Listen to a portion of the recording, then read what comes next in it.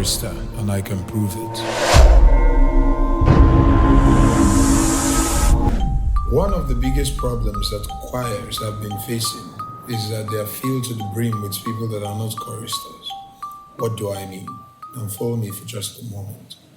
If someone wanted to become a carpenter, do they walk into a carpenter's shop, say that they love and have passion for carpentry, then become carpenters automatically?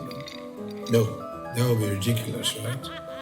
Now, if someone wanted to become a lawyer, do they walk into a courtroom, say that they've loved and had passion for the law since they were kids, and then automatically become lawyers? No, that would be preposterous, right? Well, that's how ridiculous and preposterous it sounds to me when you say you're a chorister. I'm sure you get what I'm trying to do here. Now, I would have gone on to ask about doctors, engineers, and pilots, but I know there are some ignorant people out there that would say, but Alex, it is not the same thing. But that's the problem, because it is. And I'll get to that in one moment. Now, with the carpenter and the lawyer above, and then you, the chorister, there are 4 stages that have to be passed before they can become what they claim, or better still, hope to be. Those stages are 1, the passion or desire stage. Because you have to desire and have immense passion for whatever skill, profession, and or art form that you want to go into. If not, what's the point? Then secondly, you have the commitment stage. This is when you declare your interest and begin your journey of whatever field it is you had passion for. For the carpenter, he goes to an actual carpenter and declares his interest. For the lawyer, he writes an exam that grants him admission into a university to study law.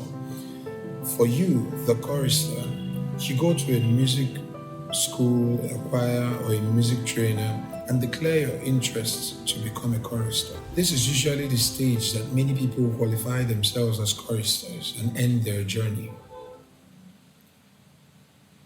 But there are 2 more stages before that should happen. That brings us to the 3rd stage, which is the learning, studying, and or training stage.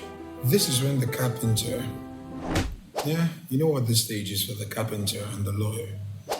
Now for the chorister, this is when they learn about the human voice, the different voice types, their own voice, how to interpret solfa and or staff, how to understand compositions, different compositional styles, how to understand the conductor, different conducting cues, how to different genres of music. Now, after they have learned all this, they are not yet choristers because there's remaining 1 more level. But do you know the funny thing? And I use Nigeria a lot.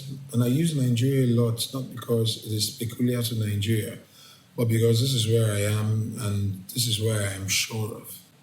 In Nigerian choirs, when someone gets to this level, this is when they become choir masters, composers, and even lecturers and professors of universities. The person will never even become chorister. Well, enough of that. There is still 1 more stage to be passed before someone can then truly become a chorister. And that stage, which is the 4th stage, is the practice stage. Now, depending on the success of the stages leading up to this is when the carpenter, the lawyer, and you, the chorister, become practicing carpenters, lawyers, and choristers. This is when a real choir can then take you in as a chorister and on probation. That is assuming you pass all the other criteria for becoming a chorister in their choir. After passing this stage, then and only then can someone become a true chorister and then kickstart their new journey as choristers. Because that's only the beginning. But in reality, when or if ever someone reaches this stage in the Nigerian Choral Music Society, they become praised and worshipped as demigods. And they themselves may let this praise enter their heads and swell it up, then naturally develop an ego around their status, which in turn eliminates any ability for them to grow any longer. Then they become insecure and start fighting anyone that is better than them or has the potential to be. Well, what do I know? It could all be in my head. Well, some people might say, Alex, all this just to become a chorister. Remember the group of ignorant people I mentioned earlier that said,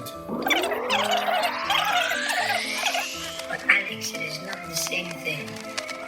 well, these two groups of people are as the same as the idea of the carpenter, the lawyer, and the chorister in the context I explained earlier. Now listen, there is nothing just about being a chorister. There's nothing just about music. There's nothing just about anything that matters. Heck, I can argue that music is the most essential, affective, metaphysical, and purest form of artistic expression there is. Even to the point where there is no serious religion that exists without music taking the central stage. Could it be that music is the purest way to talk to and listen to God? And if religion is not your thing, could it be that music is the purest way to talk to, listen to, and interact with the universe? If the scripture and music are the two wings that a religion's message flies with into the hearts of its people, and if a priest is to the scripture what a choir is to the music, if, like in the case of the Roman Catholic Church, it typically takes someone around 17 years of training, from the junior seminary to philosophy to theology and being a deacon, before they can become a priest, then why does it take someone just, I have passion for singing, to become a chorister? Well, once again, what do I know? I'm just a spoon. For choristers in Nigeria, my lecture tour will begin on the 4th of September. The registrations are ongoing currently, but it is going to end on the 27th of September, that is this Sunday. If you don't know the details of the registration or the tour, then depending on where you're watching this video from, click on this video linked above or go to my YouTube and check the video I posted on the 12th of August for details. Let's kill this virus together.